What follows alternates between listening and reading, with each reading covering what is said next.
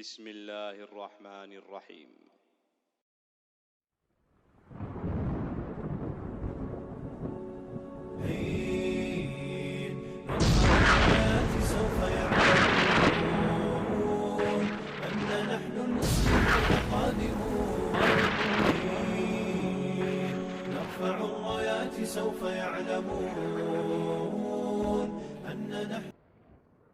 Jamaah yang dimuliakan Allah Subhanahu wa taala, akan tetapi ya, Rasulullah SAW tidak sendirian. Ya. Rasulullah SAW yang diberi mukjizat begitu banyak, akan tetapi tetap saja beliau sangat butuh kepada para pembantu. Nah, ini yang namanya sunnatullah. Semua nabi dan rasul memiliki hawari, para pembantu, para penolong, tak terkecuali Rasulullah SAW. Jadi andai kata ada orang, ya, Rasulullah ini makhluk yang paling sempurna, tapi saya akan coba untuk ilustrasikan dengan kesempurnaan yang hampir mustahil. Andai kata kekayaan Rasulullah itu mengalahkan Bill Gates hari ini, digabung dengan kekalahannya Mark Zuckerberg atau Warren Buffett misalnya, ya. Kemudian ketampanan Rasulullah SAW yang paling legendaris adalah ketampanan Nabi Yusuf yang membuat para akhwat tidak sadar jarinya kepotong-potong, ya. Kemudian kekuatan Rasulullah, anggaplah secara fisik beliau sudah pernah mengalahkan Gulat melawan Rukanah. Tapi kalau kita lihat orang-orang yang hari ini mereka memiliki tubuh kekar, anggaplah kekuatan tubuhnya semacam itu, ya. Padahal Rasulullah kekuatan pukulannya mengalahkan pukulan Salman Al-Farisi yang sederajat dengan 10 kali lipat lebih manusia biasa. Singkatnya, manusia yang super sempurna. Tetapi kalau kita bertanya, kira-kira mampu tidak menegakkan Islam sendirian, Pak? Tidak. Faktanya Rasulullah keliling ke kabilah-kabilah Arab. Bahkan pada waktu musim haji beliau menawarkan Islam kepada kabilah Aus dan Khazraj. Rasul mengatakan, siapa yang akan membeli agama ini? Sesungguhnya orang-orang Quraisy Mekah telah mengusirku, mereka menolak ajaranku. Siapakah di antara kalian yang mau menerima ajaran ini? Rasulullah keliling, mendatangi para kabilah, membutuhkan para sahabat hebat untuk mampu menegakkan risalah. Ya, sama seperti pertanyaan Nabi Isa alaihissalam, man ansori ilallah? Qala al-hawariyuna nahnu ansarullah. Singkatnya, Rasulullah SAW diberi perlindungan, dukungan, bantuan dari para sahabat hebat. Ini termuat di dalam sebuah riwayat di mana Rasulullah dalam riwayat tersebut disebutkan, innallaha nadara ila qulubil ibadi fawajada qalba Muhammadin khairu qulubil ibad. Allah melihat kepada hati-hati manusia. Jadi dalam suasana manusia itu terjerumus pada kekufuran, kesyirikan, sifat-sifat kebinatangan, Allah melihat kepada penduduk dunia, siapa yang hatinya masih sangat bagus dan bersih. Fawajada qalba Muhammadin khairu qulubil ibad. Allah mendapati hati Nabi Muhammad adalah sebaik-baik hati manusia. Fastafahu li nafsihi wa batasahu bi risalatihi. Maka Allah kemudian memilih Rasulullah sebagai nabi, mengangkatnya membawa risalah dari Allah Subhanahu wa taala.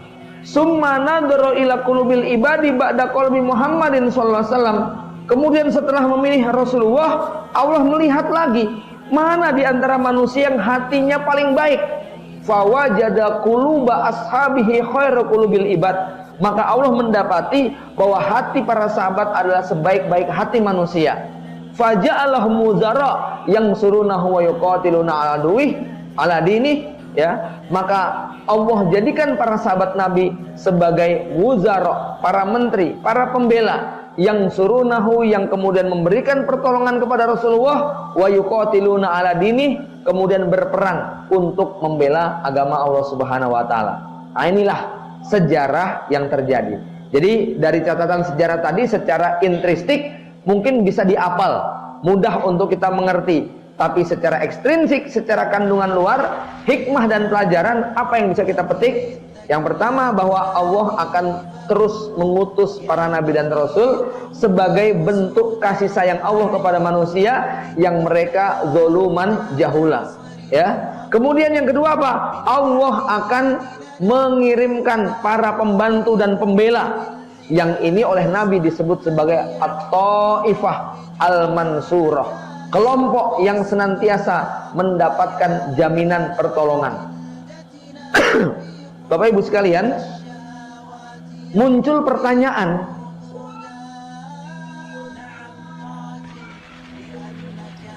kalau kita kaitkan tabiat sejarah manusia yang memiliki kecenderungan menyimpang dari kebenaran, ya, dimana bila di masa dahulu jaminan terutusnya Nabi dan Rasul berlangsung, ketika manusia mengalami kekufuran dan penyimpangan, apa kira-kira jaminan yang Allah berikan kepada umat akhir zaman? Kita ini sudah 15 abad ditinggal Rasulullah Shallallahu Alaihi Wasallam. Allah tidak pernah lagi mengutus Nabi setelah wafatnya Muhammad Shallallahu Alaihi Wasallam. Maka pertanyaannya, seperti apa bentuk kasih sayang Allah kepada kita? Seperti apa bentuk perhatian Allah untuk menjaga agamanya? Ya, apa jaminan Allah untuk keberlangsungan agama ini sampai hari kiamat? Sementara Nabi dan Rasul yang lalu agamanya tidak dijamin oleh Allah, ya. Setelah Nabi itu meninggal, agamanya menyimpang. Bahkan Nabi yang datang setelahnya, sebut Allah mengutus Nabi Musa, kemudian Allah mengutus Nabi Daud, Nabi Sulaiman. Ketika Allah mengutus Nabi Daud, Nabi Sulaiman, Bani Israel yang ditinggalkan Nabi Musa sekian ratus tahun yang silam itu betul-betul telah berubah 180 derajat. Apa buktinya? Sampai para ulama Bani Israel tidak mengenal ajaran Nabi Daud dan ajaran Nabi Sulaiman. Nabi Sulaiman kemudian meninggal dunia. Sekian ratus tahun kemudian Nabi Isa diutus. Ketika Nabi Isa diutus, bukan rakyat awam yang menentang Nabi Isa, bahkan para ulamanya, para pendetanya merasa asing dengan ajaran Nabi Isa. Merasa bahwa yang diyakini dan dipelajari selama ini betul-betul bertolak belakang, sampai mereka berkonspirasi untuk membunuh Nabi Isa. Nabi Isa meninggal dunia. Di dalam Taurat, di dalam Bible mereka sudah baca bahwa akan ada Nabi akhir zaman yang bernama Ahmad atau Muhammad SAW. Mereka menunggu-nunggu kabar Nabi yang dijanjikan. Tapi begitu orang-orang Yahudi tahu bahwa Muhammad SAW bukan keturunan Nabi Ishak, mereka bukan sekedar menolak, bahkan kemudian memeranginya. Ini yang terjadi pada umat-umat terdahulu. Pertanyaannya, apakah yang serupa akan terjadi pada umat Nabi Muhammad SAW?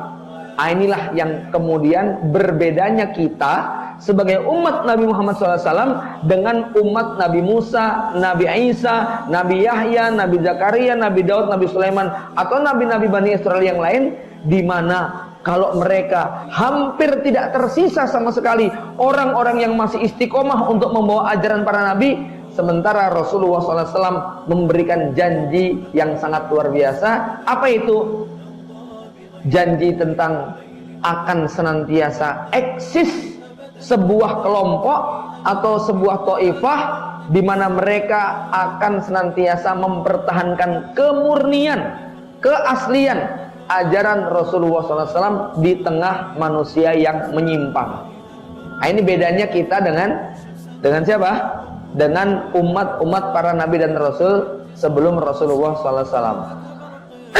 Jadi kalau umat sebelum Nabi Muhammad SAW itu yang paling baik sekalipun itu menyimpang, tetapi kalau umat Rasulullah SAW di tengah kerusakan dunia yang luar biasa, Allah masih menyisakan adanya Taifah Mansurah, ya, bukan sekedar Ahlus Sunnah wal Jamaah, bukan sekedar Firqah Najiyah, tetapi apa?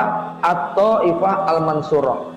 Kita akan menemukan banyak sekali hadis tentang At-Taifah Al-Mansurah, kelompok yang akan mempertahankan kebenaran di tengah manusia yang banyak melakukan penyimpangan. Kita lihat misalnya hadis Muawiyah bin Abi Sufyan radhiyallahu anhu, "May yuridillahu bi khairan yufaqqu fid din wa la tazalu isabatun minal muslimin yuqatiluna 'alal haqq dhahirina 'ala man nawahum ila yaumil qiyamah." Ya. Kemudian hadis yang kedua, hadis Mughirah bin Syu'bah radhiyallahu anhu, la yazalu ta'ifatun min ummati zahirina hatta ya'tiya amrullah. Sampai datang urusan Allah. Maksudnya apa? Sampai kiamat. Amrullah ditafsirkan oleh para ulama dengan terbitnya matahari dari barat. Hadis Sauban Maula Rasulullah SAW, la tazalu ta'ifatun min ummati zahirin 'alal haq la yadurruhum man khadalahum hatta ya'ti amrullah. Akan senantiasa ada satu kelompok dari umatku yang meraih kemenangan di atas kebenaran. Orang yang menelantarkan mereka, masyarakat yang membiarkan mereka, bahkan musuh-musuh yang kemudian memerangi mereka, tidak akan mampu menimbulkan bahaya. Maksudnya tidak menimbulkan bahaya apa, Pak? Bukan berarti mereka nggak celaka, bukan berarti mereka nggak terluka, bukan berarti mereka nggak terbunuh, tetapi akidah mereka tetap terjaga sampai hari kiamat. Orangnya belum boleh mati, tubuhnya boleh terluka, hartanya mungkin bisa dirampas, tetapi akidah yang ada di dalam dada tetap terwariskan kepada anak cucunya. Nah, inilah yang disebut dengan definisi kemenangan, Pak. Definisi kemenangan itu bukan menang secara material. Definisi menang itu bukan kemudian musuh kalah dan tumbang, tetapi definisi menang itu adalah manakala keyakinan, ideologi, pemikiran dan pemahaman yang terpatri di dalam sanubari tetap bisa kita wariskan walaupun pemiliknya bersimbah darah, walaupun negerinya terampas, tetapi dia tetap menjaga keyakinan tadi. Kalau sudah keyakinan ini yang dipegang, maka musuh nggak bisa berbuat apa-apa. Apalagi kalau kemudian kita kaitkan dengan teori yang namanya 4GW, perang generasi keempat. Definisi menang dalam perang generasi keempat bukan dengan mengalahkan lawan, bukan dengan membumi hanguskan musuh. Ya, saya buat ilustrasi. Misalnya ini adalah pasukan Islam. Di sebelah sana ada perkampungan kufur, perkampungan orang-orang kafir harbi yang menyerang. Saya mau tanya kepada Anda sekalian, yang disebut dengan menang itu apakah satu, ya, kita bisa kalahkan mereka dalam bentuk laki-lakinya terbunuh, perempuan dan anak-anaknya tertawan, dan harta benda yang mereka tinggalkan menjadi rampasan, ya. Kemudian negerinya kita bumi hanguskan, kemudian tawanannya kita bunuh semuanya, ya. Sehingga itu nanti melahirkan dendam di kemudian hari pada anak cucu mereka yang selamat, dan di kemudian tahun mereka akan melakukan serangan balasan atas kekalahan yang menimpa bapak dan kakek moyang mereka. Atau yang kedua, kita buat mereka mau menerima ajaran Islam, kita buat mereka mau setuju dengan apa yang kita pikirkan dan kita lakukan, mau mendukung apa yang kita kerjakan, ya, walaupun mereka tetap merdeka dengan apa yang dimilikinya. Jadi mereka kemudian setuju dengan pemikiran kita, ikut kemudian bergabung dengan kita, dan tidak ada yang binasa dalam kehidupan mereka. Kira-kira yang disebut yang menang yang mana, Pak? Yang pertama atau yang kedua? Yang kedua, ya. Kalau kita bisa membunuh lawan, kalau kita bisa menghancurkan harta benda mereka, itu kemenangan yang sifatnya adalah dohir, bukan kemenangan hakiki. Kenapa? Di kemudian hari mungkin mereka akan melakukan balas dendam, ya, yang sangat luar biasa. Akan tetapi berbeda ketika kita mampu menundukkan hati mereka, mampu merubah pemikiran mereka, sampai kemudian akhirnya apa? Mereka setuju dan mau bergabung dengan kita. Itu yang disebut dengan kemenangan. Tanpa harus terjadi pertumpahan darah, tanpa harus terjadi pelenyapan nyawa, maka kemenangan itu terjadi. Inilah yang disebut dengan kemenangan hakiki. Maka Islam hadir bukan hanya dengan kekuatan militer, walaupun itu adalah sebuah konsekuensi daripada mempertahankan kebenaran. Karena ini ada satu hal yang harus kita pahami dan sepakati bersama, Bapak Ibu sekalian. Di dunia ini, di belahan wilayah manapun, timur, barat, utara, dan selatan, tidak ada satupun ideologi yang diyakini manusia dan diimaninya, kecuali mereka akan mempertahankannya, bahkan harus dengan kekuatan senjata. Nggak ada satupun ideologi di dunia yang bisa eksis, berdiri dengan kokoh dan kuat, kecuali harus dikawal dengan kekuatan militer atau kekuatan senjata. Coba cari ideologi apa di dunia ini yang tidak dikawal dengan kekuatan militer bisa eksis sampai kiamat. Nggak ada, Pak, ya. Bahkan ideologi demokrasi sekalipun, ya, ideologi kebebasan berpendapat itu juga harus dikawal dengan kekuatan senjata. PBB kayak apa mengawalnya? LGBT dikawal dengan kekuatan senjata. Komunis dikawal dengan kekuatan senjata. Paham sosialis dikawal dengan kekuatan senjata. Bahkan agama cinta damai, orang Hindu, orang Buddha, orang Kristiani pun harus menjaga ideologi mereka dengan kekuatan senjata. Maka sangat aneh kalau agama Islam ini kok tidak dikawal dengan kekuatan senjata. Itu tidak masuk akal. Nggak mungkin, ya. Sebab ini merupakan sunnatullah, pembacaan dari sejarah yang kita baca dari sejak zaman adanya Namrud atau adanya Raja Fir'aun. Maka ideologi apapun kalau mau eksis dan diterima masyarakat, terjaga dan terlindungi, pasti ada kekuatan senjata yang mengawalnya. Inilah ajaran Islam yang kemudian dikawal dengan kekuatan 10.000 tentara ketika hendak menaklukkan kota Mekah, walaupun tidak ada darah yang tertumpah, ya. Jamaah sekalian yang dimuliakan Allah Subhanahu wa taala, maka Islam mengenal dua konsep, konsep perang, konsep damai. Berperang ketika memang waktunya harus perang, dan berdamai ketika memang waktunya harus berdamai. Bukan berperang di saat damai, atau sebaliknya berdamai ketika mengharuskan untuk perang. Itu kebodohan dan kekonyolan, ya. Yang namanya waktunya perang, ya perang, bukan damai. Ketika waktunya damai, jangan mengobarkan peperangan, ya. Bahwa musuh itu selalu mengintai, iya. Tetapi kita bahkan diajarkan dan dianjurkan nggak boleh mencari-cari. Bahkan ketika sudah mau berhadap-hadapan sekalipun. Biasanya kalau tentara sudah pegang senjata, mau ngelawan musuh, yang bikin gatel apa? Kok musuh nggak muncul-muncul ya? Udah gregetan mau nembak nih. Apa kata Nabi? Ya, la tatapannau liqa'al adu. Jangan berharap-harap ketemu sama musuh. Jadi prinsip Islam dasarnya apa? Jangan ngarepin ketemu musuh. Tapi fa idza laqitum fasbutu. Kalau memang harus ketemu, ya dihadapi, ya. Jangan kemudian lari. Ini prinsip di dalam Islam demikian. Bapak Ibu sekalian, hadisnya sangat banyak. Saking banyaknya para ulama hadis bahkan mengkategorikan hadis Thaifah Mansurah merupakan hadis mutawatir, ya.